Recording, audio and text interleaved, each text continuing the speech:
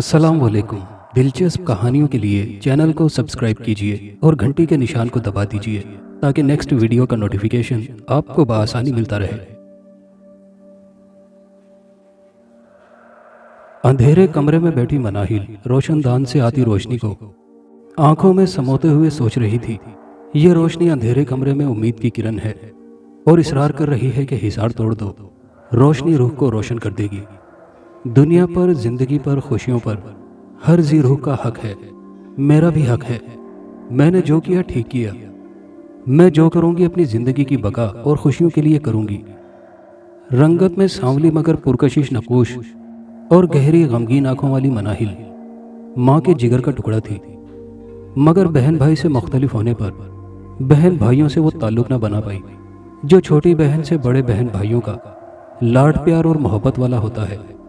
مناہل صرف ماں کے قریب جاتی تھی اور ماں ایک وہ واحد ہستی تھی جو مناہل کی گہری غمگین آنکھوں میں جھانکتی تو اس کا کلیجہ کٹ سا جاتا تھا۔ زندگی نے رخ بدلا اور مناہل کے دل میں حنان کی محبت نے سر اٹھایا تو زندگی کا ایک اور ظالم چہرہ مناہل نے دیکھا۔ حنان مناہل کی خالہ کا بیٹا تھا جو مناہل کی بہن کی شادی میں شرکت کے لیے امریکہ سے آیا ہوا تھا۔ ڈری سہمی عارفہ باجی سے دور کھڑی مناہل بہن کو دلہن بنے دیکھ رہی تھی۔ عارفہ بھی اپنی سہیلیوں اور کزنوں میں اس قدر مشغول تھی کہ ہمیشہ سے مناہل کو نظر انداز کرنے کی روایات کو اپنی شادی پر بھی قائم کیے رہی۔ دودھ پلائی کی رسم پر مناہل کو خالہ اور امی نے زبردستی آگے کیا۔ کانپتی مناہل دودھ کا گلاس دولہا بھائی کی جانب بڑھا رہی تھی کہ پیچھے سے کسی کزن کے دھکے سے دودھ کا گلاس دولہا بھائی پر جا گرا۔ عارفہ نے اس گستاخی پر آؤ دیکھا نہ تاؤ اور مناہل کو سب کے سامنے تھپڑ رسید کر دیا۔ مناہل گال پر ہاتھ رکھتے ہوئے بھاگتی ہوئی سب کی نظروں سے دور ہو گئی۔ سب دلہن کو دلاسے دینے لگے، ایسا ہوتا رہتا ہے، تم اپنی زندگی کے اتنے بڑے دن کو خراب مت کرو۔ مناہل کی امی اب دلہن بنی بیٹی کو چھوڑ کر مناہل کے پیچھے نہیں جا سکتی تھی۔ خالہ کو اشارہ کر کے مناہل کی جانب بھیجا اور خود عارفہ کی دلجوئی کرنے لگی۔ ہال سے باہر کال پر بات کرتے ہوئے حنان نے گرے اور گولڈن کپڑوں میں بھاگتی ہوئی لڑکی کو گارڈن کی اندھیری جانب جاتے دیکھا تو وہ اپنی جاسوسی والی حس کو نہ دبا سکا اور لڑکی کے پیچھے گارڈن میں چلا گیا۔ سسکتی روتی لڑکی کا منہ دوسری جانب تھا، کھلے بال کمر سے نیچے تک جھول رہے تھے۔ ایکسکیوز می، حنان نے لڑکی کو مخاطب کیا، آپ کون ہیں؟ کیوں رو رہی ہیں؟ آپ کو کسی قسم کی مدد کی ضرورت ہے تو بتائیں۔ مناہل مڑی، آنکھوں میں آنسو اور چہرے کے ایک ایک نقوش سے ٹپکتا دکھ دیکھ کر حنان ساکت ہو گیا۔ کوئی میرے لیے کچھ نہیں کر سکتا، آپ کیا کر لو گے؟ مناہل بیٹا۔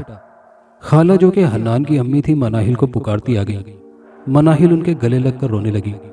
بیٹا کچھ نہیں ہوتا، تم میرے ساتھ اندر چلو، بہن کی زندگی کا اتنا بڑا دن ہے، تم ایسے کرو گی تو وہ کیا سوچے گی؟ وہ کچھ نہیں سوچے گی، میری یہاں کسی کو ضرورت نہیں ہے، مجھے گھر جانا ہے ابھی کے ابھی۔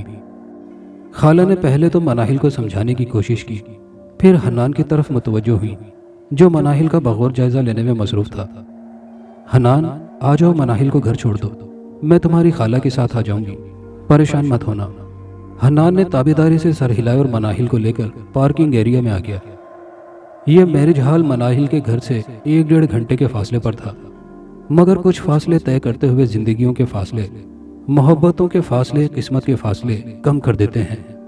مناہل روتے ہوئے کسی معصوم پری پیکر میں ڈھلی ہوئی تھی اور حنان وقتاً فوقتاً اس کے چہرے پر ایک نظر ڈال لیتا تھا۔ یہ لیجیے، ٹشو بڑھاتے ہوئے حنان نے کہا۔ شکریہ، مناہل نے آہستگی سے کہا۔ کیا میں پوچھ سکتا ہوں آپ کیوں رو رہی ہیں؟ نہیں، کسی کو اتنا حق حاصل نہیں کہ وہ مجھ سے میری کیفیات کا پوچھیں۔ آپ سب بس اپنی اپنی زندگیوں کو جئیں، اپنا اپنا سوچیں۔ میں کیا ہوں، کیا سوچتی ہوں، کیا کرتی ہوں، میرے ساتھ کوئی کچھ بھی کرے، کسی کو حق نہیں کہ پوچھے تمہیں کیا ہوا ہے۔ کسی کے لیے کچھ نہیں ہوں، میں کچھ بھی نہیں۔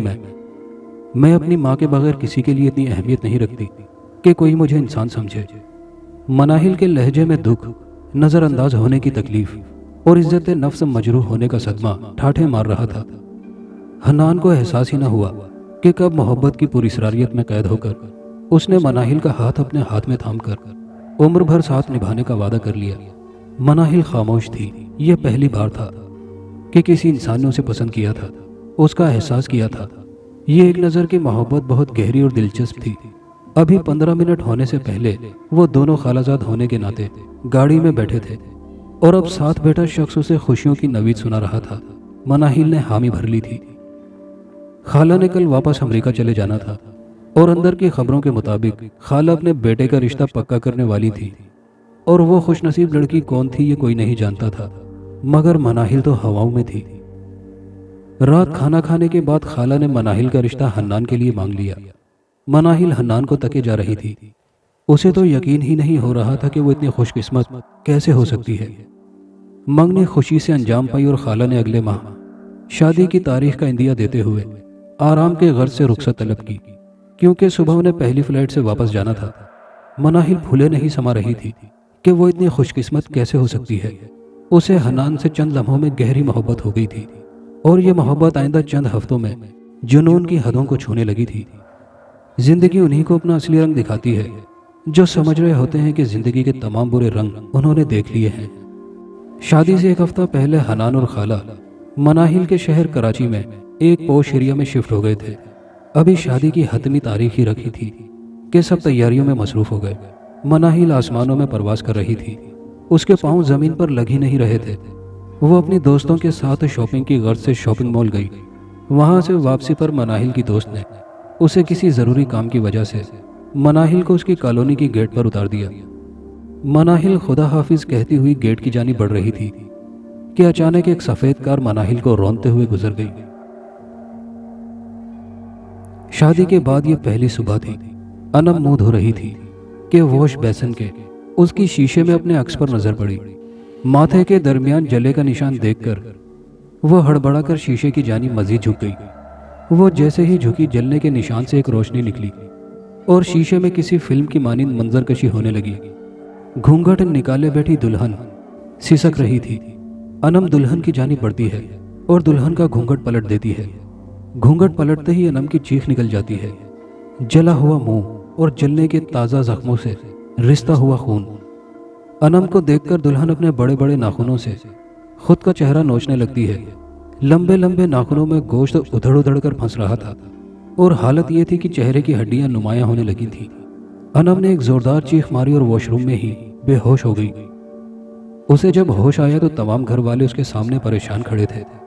خالہ نے پیار سے انم کے بالوں کو سہلاتے ہوئے کہا، کیا ہوا تھا میری گڑیا؟ خالہ ماتھے پر جلے کے نشان پر ہاتھ رکھتے ہوئے انم کہنے لگی، یہ نشان، یہ جلنے کا نشان۔ بے ربط جملے خالہ کی سمجھ سے باہر تھے۔ بیٹا کون سا نشان؟ خالہ جلنے کا نشان۔ آنکھوں میں خوف لیے انم نے ماتھے پر ہاتھ پھیرا۔ کچھ نہیں ہے یہاں میری بچی، ایسے ہی وہم ہو گیا ہے تمہیں۔ کل تم دلہن بنی اچھی بری نظروں کا محور بنی رہی، اس لیے انسان پر منفی اثرات پڑتے ہیں، نظر لگ جاتی ہے۔ میں ابھی مرچوں سے تمہاری نظر اتارتی ہوں۔ خالہ نے مرچوں سے نظر اتاری اور امی نے صدقہ دے دیا۔ رات کو ولیمے کی تقریب ہے، بیٹا تم آرام کر لو، شام کو پارلر بھی جانا ہے تمہیں۔ یہ کہتی خالہ سب کو کمرے سے باہر لے آئی۔ انم ذہنی طور پر تھکاوٹ محسوس کر رہی تھی، اس لیے جلد ہی نیند کی آغوش میں چلی گئی۔ اٹھو انم، حنان کی آواز پر انم کی آنکھ کھل گئی۔ فریش ہو جاؤ، پارلر بھی جانا ہے تمہیں، امی تمہارا انتظار کر رہی ہیں۔ انم فریش ہو کر خالہ کے ساتھ پارلر چلی گئی۔ گرے کلر کے فراق میں انم گڑیا سی لگ رہی تھی۔ بیوٹیشن نے بہت مہارت سے انم کو کسی موم کی گڑیا کی مانند تیار کیا تھا۔ پارلر کے شیشے میں اپنا عکس دیکھتے ہوئے انم کو پھر سے وہی جلے ہوئے چہرے والی دلہن یاد آ گئی۔ یہ گجرے پہن لو، پارلر میں ایک انجانی سی عورت نے گجرے انم کی جانب بڑھاتے ہوئے کہا۔ انم نے گجرے تھام لیے۔ تبھی خالہ میک اپ روم میں داخل ہوئی اور کہنے لگی، ارے جلدی چلو، حنان گاڑی میں انتظار کر رہا ہے اور تقریب کا وقت بھی ہونے والا ہے۔ گجرے پرس میں ڈالتے ہوئے انم کو احساس ہوا خالہ کے آتے ہی عورت غائب ہو چکی ہے، مگر جلدی جلدی میں وہ اس بات پر مزید نہ سوچ سکی تھی۔ تقریب بہت پروقار تھی جو بخوبی گزری۔ ہر زبان پر دلہا دلہن کی جوڑی کے تعریفوں کے چرچے تھے۔ دلہن کانچ کی گڑیا کی مانند خوبصورت لگ رہی تھی۔ رات گئی تقریب اختتام کو پہنچی۔ 3 بجے گھر پہنچ کر سینڈل اتارتی انم کو ایسا محسوس ہوا جیسے اس کے پاؤں کسی لیسدار چیز سے بھر گئے ہوں۔ لہنگا اوپر کرتے ہوئے پاؤں کی جانب دیکھا تو فرش پر خون ہی خون بکھرا ہوا تھا۔ ابھی وہ سکتے کے عالم میں دیکھ ہی رہی تھی کہ دروازہ کھلا और हन्नान तेजी से अंदर दाखिल हुआ। अनम को यूं आंखें फाड़े टिकटिकी बांधे अपने पाँव की जानिब देखते हुए उसे आवाज देने लगा। काफी देर बाद जब खौफ का बुत टूटा तो अनम ने सिर्फ इतना कहा, ये खून कहाँ है? खून? हन्नान ने हैरत से पूछा। ये खून? अब के बार अनम को फर्श भी साफ सुथरा दिखाई दिया था। तुम थक गई हो, आराम करो। मेरे एक दोस्त का एक्सीडेंट हो गया है, मैं उसके पास जा रहा हूँ, मुमकिन है आने में मुझे देर हो जाए। तुम आराम करो। सुने, किसी को बोलें कि मेरे पास आकर सो जाए। हन्नान को भी ये बात ठीक लगी। अच्छा ठीक है, मैं सोनिया को कहता हूँ। सोनिया, जो कि हन्नान के भाई की 15 साला बेटी थी, अनम के पास आ गई। अनम ज्वेलरी उतारने की गर्ज से सिंगार में इसके सामने बैठी थी। उसकी नज़र अपने पर्स पर पड़ी और उसे वो गजरे याद आ गए। अनम ने जल्दी से पर्स खोला तो अखबार में लिपटे हुए गजरे अब भी ताज़ा और खुशबूदार मालूम हो रहे थे। अनम गजरों को देखकर लिबास बदलने चली गई। फ्रेश होकर जब वो आई तो सोनिया ख्वाब खरगोश के मज़े ले रही थी। अनम ने गजरे उठाते हुए अपनी कलाइयों में डाल लिए। गजरों का कलाइयों में आना था कि सामने शीशे में अनम को अपने अक्स के साथ ही जले हुए मुंह वाली दुल्हन का वजूद नजर आया। पीछे मुड़कर देखने पर उसे अपने पीछे कुछ नजर न आया, मगर सामने शीशे में जले हुए मुंह वाली दुल्हन का वजूद बिल्कुल नुमाया दिखाई दे रहा था। शीशे से जली हुई औरत के लंबे नाखूनों वाले हाथ बाहर निकल आए और अनम के हाथों से गजरे नोचते हुए जले हुए मुंह वाली दुल्हन कहने लगी, बहुत शौक है ना तुझे गजरों का, मैं तुम्हारा शौक पूरा करती हूँ। और इसके साथ ही वो गजरों को नोचने लगी। उसके लंबे लंबे नाखून अनम की कलाइयों को भी नोच रहे थे। अनम की कलाइयों पर बड़े बड़े जख्मों से खून रिस रहा था। अनम की चीखों से कमरा गूंज उठा था। सोनिया की भी आंख खुल गई थी। उसे बस इतना नजर आया कि अनम सिंगार में इसके सामने बैठी किसी से अपने हाथ छुड़ाने की कोशिश कर रही है। उसके हाथों से खून बह रहा है। वो ये सब मंजर देखकर बाहर भागी और इस शोर की वजह से सब घर वाले अनम के कमरे की जानिब आ गए। लहू लहान हाथ लिए अनम बस चीखे जा रही थी। घर की औरतों ने अनम को तसल्ली दी। नानों ने अनम को दम किया और अपने कमरे में ले आई। जहां अनम के हवास बहाल हुए तो उसने तमाम माजरा नानू के गोश गुजार कर दिया। नानू जहां दीदा खातून थी वो समझ गई, हो ना हो अनम के पीछे कोई बुरी रूह लगी हुई है। बेटा, हम कल किसी मौलवी के पास जाएंगे जो तमाम माजरा बता सके। हन्नान को भी इस वाक़ये ने डरा दिया था, क्योंकि अनम की कलाइयों पर नाखूनों से नोचने के गहरे जख्म मौजूद थे जो नज़रअंदाज करने के बिल्कुल नहीं थे। डॉक्टर ने तिब्बी इमदाद के बाद अनम की कलाइयों पर पट्टी बांध दी और दवाई दे दी थी। अगली सुबह अनम, नानू और हन्नान मौलवी साहब के पास पहुंच गए। मौलवी साहब ने पहले तो दम किया, फिर हिसाब किताब किया तो ऊपरी असरात के हमलावर होने का इम्कान जाहिर किया और अनम के गिर्द हिफाजत का हिसार खींचकर एक तावीज़ अनम को अपने पास रखने और एक कमरे में लटका देने के लिए दे दिया। कार मनाहिल की टांगों पर से गुजरते हुए आगे बढ़ गई थी। मनाहिल दर्द से तड़प रही थी। लोगों ने मनाहिल को अस्पताल मुंतकिल करा दिया, मगर कार फरार होने में कामयाब हो चुकी थी। मौके पर मौजूद लोग इतना देख सके थे कि कार में एक नकाबपोश औरत सवार थी जो कार ड्राइव कर रही थी। मनाहिल की टांगों की हड्डियां टूटकर कचूमर हो चुकी थी, जिनकी सर्जरी नामुमकिन थी। डॉक्टर ने साफ लफ्जों में मनाहिल के अपाहिज होने का ऐलान कर दिया था। मनाहिल खामोश थी। उसे देखकर यूं लगता था जैसे किसी ज़ीरू का साकित जिस्म मौत के बाद खामोश पड़ा हो। आंखों में कोई जज्बात नहीं थे। खुश्क खाली बेजान आंखें, चेहरे पर कोई तासुरात न थे, जैसे सहरा की रेत पर कोई निशान नहीं रहता। लंबी खामोशी, और ये खामोशी इतनी लंबी थी कि इस वाक़ये के 4 साल भी मनाहिल खामोश थी। जिंदा खामोश साकित लाश। मनाहिल, खाला ने हन्नान के लिए रिश्ता मांगा है, तुम्हारी इजाज़त मांग रहे हैं। तुम्हारी अब ऐसी हालत नहीं कि तुम हन्नान से शादी कर सको। अच्छा लड़का है, हम रिश्ते को हाथ से जाने देना नहीं चाहते। हमें सच्चाई को मानना पड़ेगा। तुम अब हन्नान का जोड़ नहीं बन सकती। मैं तुम्हारा बाप होने की हैसियत से तुमसे इजाज़त मांगने आया हूँ कि क्या मैं अनम की शादी हन्नान से कर दूं? जी। अब्बू ने हैरत से मनाहिल को देखा। जिंदा लाश की मानिंद मनाहिल ने बस हाँ जी कहा था। सवाल फिर से दोहराया गया, क्या हन्नान की शादी अनम से कर दूं? वही सपाट सा जवाब बगैर किसी एहसास के, जी अब्बू। अब्बू ने मनाहिल के सर पर हाथ रखा और आंसुओं को छुपाते हुए बाहर आ गए। कुछ दिन आराम और सुकून से गुजर गए। सब समझे असरात वाला मामला निपटा लिया गया है, मगर ऐसा नहीं था। एक रात अनम किचन में कॉफी बना रही थी कि अचानक किचन का दरवाजा खुद ब खुद लॉक हो गया। अनम की चीख बुलंद हुई, جب کچھ لوگ لان میں سے کچن کی کھڑکی کھولنے کو دوڑے تو کچھ دروازہ توڑنے کو دوڑے۔ حنان دروازہ توڑ رہا تھا، مگر لان والے لوگ کچن کے اندر کا منظر دیکھ کر خوف سے تھر تھر کانپ رہے تھے۔ سرخ کپڑوں والی جلی ہوئی دلہن نما عورت اپنی انگاروں کی مانند جلتی آنکھوں سے انم پر آگ برسا رہی تھی۔ اس کی آنکھوں سے چنگاریوں کی مانند آگ نکل نکل کر انم کو جلا رہی تھی۔ نانو آیت الکرسی کا ورد بآواز بلند پڑھنے لگی۔ تب جا کر وہ جلے ہوئے چہرے والی دلہن یہ کہتے ہوئے غائب ہو گئی کہ میں اسے زندہ نہیں چھوڑوں گی، اس کا مرنا میری آزادی ہے اور اس کا زندہ رہنا میری قید۔ تم لوگ سب جتنی چاہے کوششیں کر لو، میں اسے مار کر رہوں گی۔ یہ کہتی وہ کچن سے غائب ہو چکی تھی۔ انم کا جسم 50% جل چکا تھا۔ معاملہ اتنا سنگین تھا، سب کو پہلے بھی اندازہ تھا، مگر آج تو سب خوف کے مارے تھر تھر کانپ رہے تھے۔ جس مولوی سے پہلے انم کا روحانی علاج کروایا گیا تھا وہ وفات پا چکے تھے۔ اب پہنچے ہوئے بابوں، گھوسٹ ہنٹر، مولویوں اور عاملوں کی گھر میں ریل پل ہو گئی تھی۔ ہر کوئی ایک سے بڑھ کر ایک بڑا دعویٰ کر رہا تھا اور ایک سے بڑھ کر ایک فلمی سٹوری بناتے تھے، مگر اصلی بیماری کی جڑ جیسے نیم حکیم سے چھپی رہتی ہے اور نیم حکیم بیماری کو بیماریوں میں بدل دیتا ہے، ویسے ہی یہ بھاری معاوضہ لینے والے ڈھونگیوں نے کام کو سنوارنے کی بجائے مزید الجھا دیا تھا۔ انم کی یہ حالت تھی کہ جب وہ سونے کو لیٹتی تو خوف سے چیخیں مارتی، جاگتی رہتی، تب اسے ایسی ایسی اذیتیں برداشت کرنا پڑتی کہ خوف سے آواز بھی نہیں نکل سکتی تھی۔ اب تو حنان بھی اکتا گیا تھا ان تمام معاملات اور بابوں کے روز کے ڈراموں سے، اور اس اکتاہٹ کا اظہار اس نے اپنی والدہ سے اس انداز میں کرنا شروع کر دیا تھا کہ کاش میں مناہل سے ہی شادی کر لیتا۔ محتاج تھی مگر گلے کا طوق تو نہیں تھی، دن رات کا عذاب تو نہیں تھی، خوف کا آتش فشاں نہیں تھی جو 24 گھنٹے پھٹتا رہے اور میں اس خوف و ہراس میں مبتلا رہوں کہ کہیں یہ آتش فشاں مجھے بھی جلا کر خاک نہ کر دے۔ میرا قصور تو مجھے یہی لگتا ہے کہ میں نے مناہل کو معذور ہونے پر چھوڑ دیا۔ مناہل صرف جسمانی معذور ہے، مگر انم تو ذہنی طور پر مفلوج ہے۔ اس کا ذہن تو بس خوف اور دہشت میں جکڑا ہوا ہے، اور ان سب سے ثابت ہوتا ہے کہ جسمانی معذوری ذہنی معذوری سے کئی درجے بہتر ہے۔ حنان انم سے شادی کے پچھتاوے کا اب کھلم کھلا انم کے سامنے، اس کے گھر والوں کے سامنے اظہار کر دیتا تھا، مگر انم ایسے خوف کے سائے میں زندگی بسر کر رہی تھی جہاں زندگی بچاؤ مہم چل رہی ہو۔ انم کو اپنی جان سے زیادہ کچھ عزیز نہیں لگ رہا تھا۔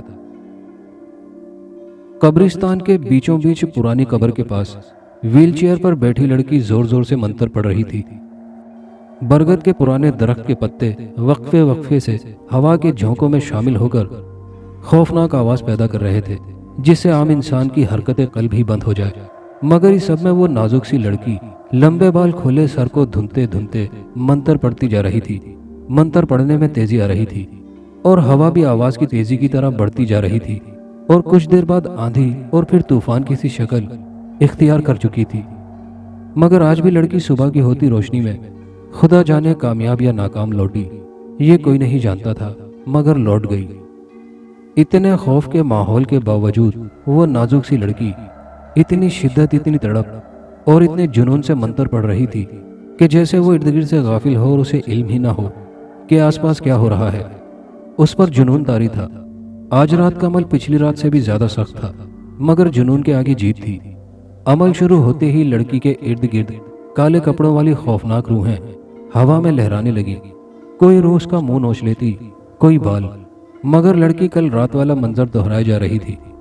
درد کی شدت نے بھی جنون میں خلل نہ آنے دیا تھا۔ کبھی آگ برساتی آنکھوں کا جھرمٹ آ جاتا جو دور سے دیکھنے پر آسمان پر ستاروں کی مانند لگتی، مگر حقیقت میں قریب سے دیکھنے پر آگ برساتی۔ پیلی آنکھیں تھی جو سینکڑوں کی تعداد میں تھی۔ ان آنکھوں سے گرنے والے آگ کے شعلے لڑکی کے جسم کو بھسم کر رہے تھے، مگر جنون تھا کہ جس کی کوئی حد نہ تھی۔ شعلوں سے جلنے بھننے کے بعد زمین نے بھی اپنے ظلم دکھائے۔ لڑکی کے ویل چیئر کے نیچے والی زمین پھٹ گئی اور نیچے کالے کپڑوں والے خوفناک بونوں نے ویل چیئر لڑکی سمیت آسمان کی جانب اچھالنا شروع کر دی۔ لڑکی کبھی آسمان تو کبھی زمین کے اندر بونوں کے اچھالنے پر اوپر آسمان کی جانب ہوا میں تھی۔ بونوں سے انتہائی گندی بدبو اٹھ رہی تھی جس میں سانس لینا دشوار تھا، مگر لڑکی آنکھیں بند کیے منتر کی مالا الاپ رہی تھی۔ اتنی بے حسی، اتنا نڈرپن، اتنا سب کچھ دیکھ کر عقل یہی کہہ رہی تھی کہ یہ غیر مرئی مخلوقات بھی سوچ رہی ہوں گی کہ ان کا پالا کس سے پڑ گیا ہے۔ اس سب کے دوران ایک سرخ کپڑوں والی منہ ڈھانپے ہوئے دلہن نما چڑیل मंतर के साथ साथ दूर बैठी खुद को नोच रही थी। और ये रोज का मामूल था कि दुल्हनुमा चुड़ैल को लड़की के मंतर से तकलीफ और वहशत से गुजरना पड़ता था।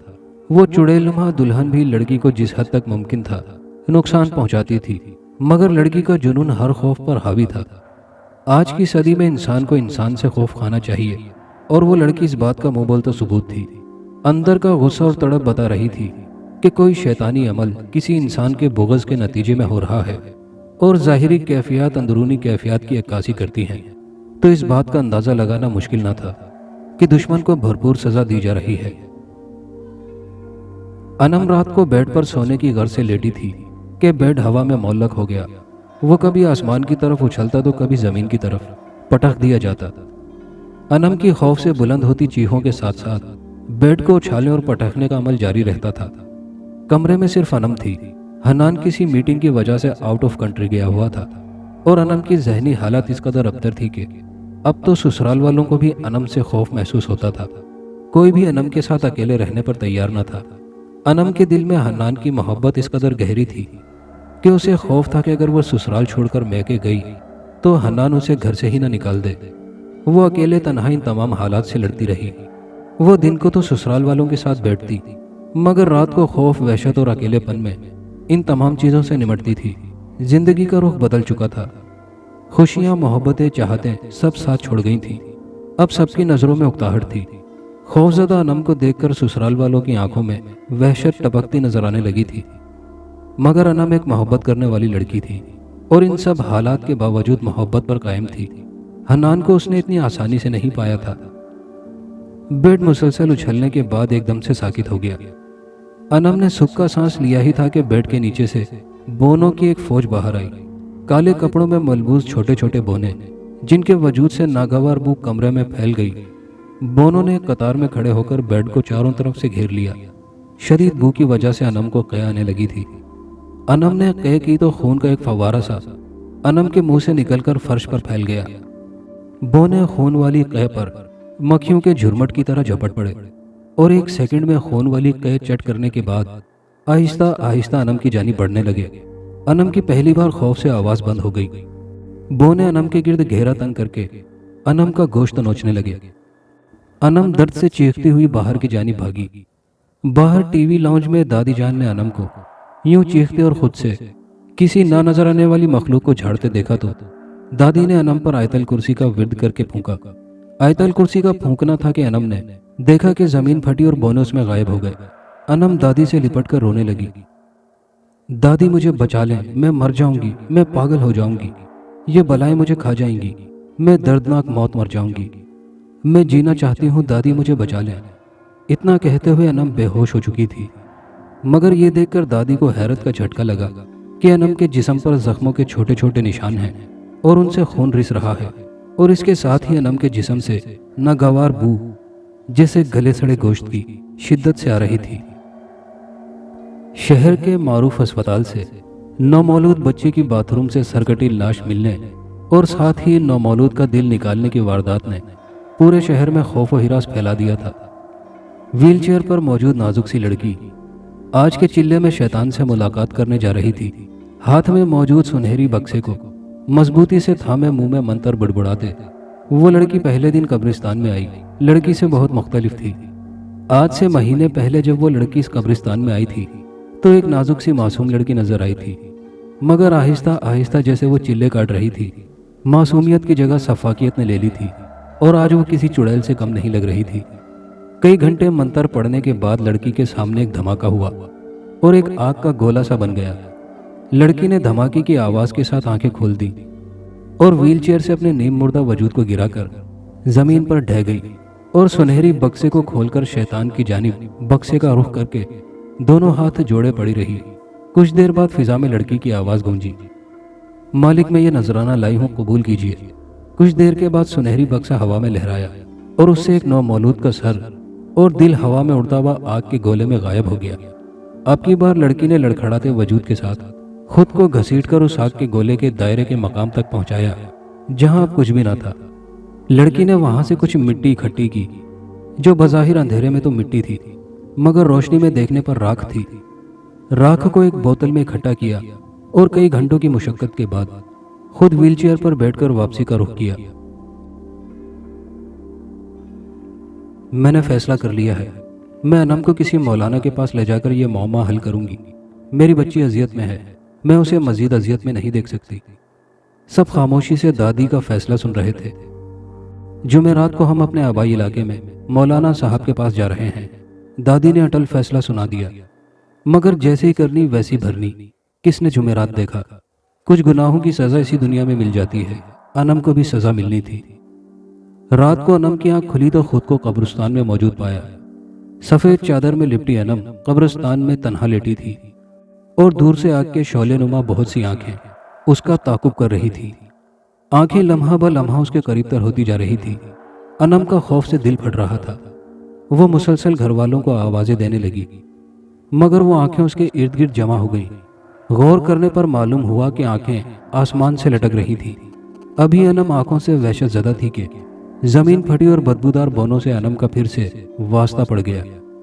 اب بونے آسمان کی جانب انم کو اچھالتے، اور آسمان پر موجود آنکھوں میں اتنی گرمائش تھی کہ انم کا جسم جھلس جاتا۔